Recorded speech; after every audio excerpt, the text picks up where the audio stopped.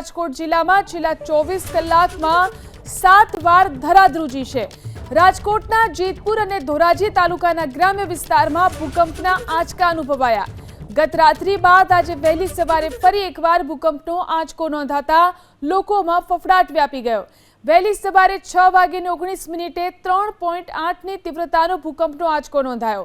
ત્યારબાદ સતત આંચકા યથાવત રહ્યા અને લગભગ 1 કલાકમાં અન્ય 3થી વધુ કંપન અનુભવાયા।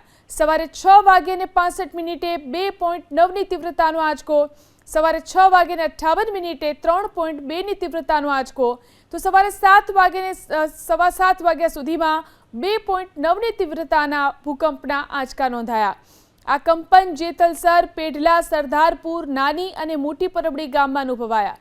ભૂકંપનું કેન્દ્રબિંદુ ઉપલેટાથી 28 કિલોમીટર દૂર નોંધાયું। ગત રાત્રે 8:43 ભૂકંપનો આંચકો અનુભવાયો હતો। રાત્રે આવેલા ભૂકંપની તીવ્રતા 3.3ની નોંધાઈ હતી। ગત રાત્રે આવેલા ભૂકંપનું કંપન ધોરાજી તાલુકાના ગામોમાં અનુભવાયું। ધોરાજી તાલુકાના ફેરણી, સુપેડી સહિતના ગામમાં ભૂકંપના આંચકા અનુભવાયા। ભૂકંપના આંચકાને પગલે રાત્રે લોકો ઘરની બહાર દોડી આવ્યા।